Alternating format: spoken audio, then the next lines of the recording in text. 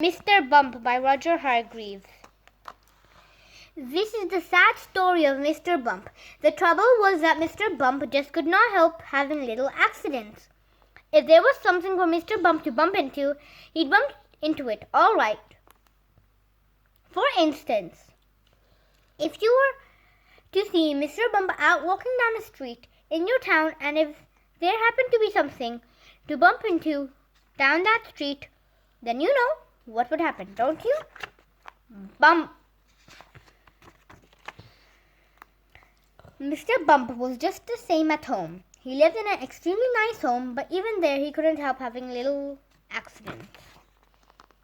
For instance, one morning when Mr. Bump went outside his house, he noticed that the chimney pot had come loose in a storm the night before. "I must fix that before it falls off," thought Mr. Bump to himself, and he hurried to his garden shed to fetch a ladder. It was a very long ladder. Mr. Bump walked up the garden path with the ladder on his shoulder. He turned the corner of the garden path. Crash! Went the living room window. "Oh dear," thought Mr. Bump, and he turned to see what had happened. Crash! Went the kitchen window behind him.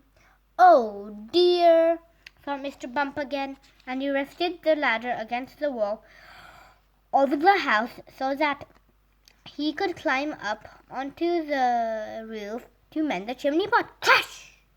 Went the bedroom window. So you can see how Mr. Bump had his little accidents. Mr. Bump had had many jobs, but somehow they never lasted to last very long. As soon as anything got lost or broken or splintered or chipped or snapped or cracked or torn or burst or wrenched or crunched or split or slit, Mr. Bump got the blame. For instance, when Mr. Bump worked on a farm, he tripped over the farm dog and spilt the milk which he was carrying for the farmer's wife, and which the farm cat lapped on. For instance, when Mr. Bump was a postman, he got his hand stuck in a pillar box, and they had to fetch the fire brigade to come and set him free. For instance, when Mr. Bump was a bus conductor, he fell off the bus and he couldn't catch it up again, and all the passengers traveled without having to pay. For instance, when Mr. Bump was a carpenter, he found that when he was hammering nails, he hammered his thumb most of the time, and the nail hardly at all. In order to recover from this series of rather unfortunate things happening, Mr. Bump decided to take a holiday. There he could think about what sort of job he could do where he wouldn't be such a nuisance to everybody. So off he set to the station to catch a train to the seaside.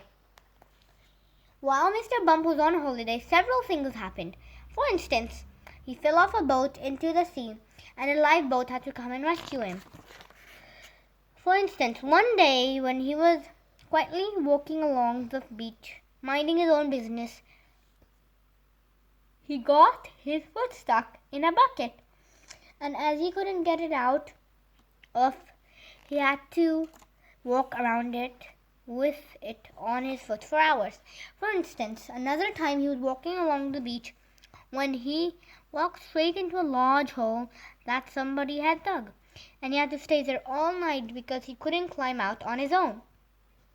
However, despite all these little accidents, Mr. Bump enjoyed his holiday. And while he was there, he had a splendid idea about what sort of job he should do. It was quite the best idea for Mr. Bump he had ever had. An absolutely splendid idea. And now Mr. Bump works happily for Mr. Barley, the farmer. Mr. Barley has a rather large apple orchard on his farm, and that's where Mr. Bump works.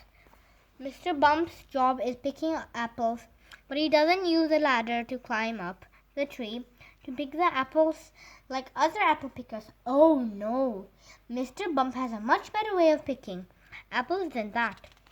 He just walks about, and before long, Mr. Bump, being Mr. Bump, walks into a tree. Bump! And down falls an apple, and Mr. Bump catches it. This makes the job of apple picking much easier, and Mr. Bump is very pleased about his new job. And Mr. Barley is very pleased about his new apple picker. So, you see, the story of Mr. Bump isn't such a sad story after all. And if you ever bump yourself, you know what to do, don't you? Go and eat an apple picked by Mr. Bump, and then you won't feel your bump at all. You'll remember that the next time you have a bump, won't you? Good. Bye. The book has ended.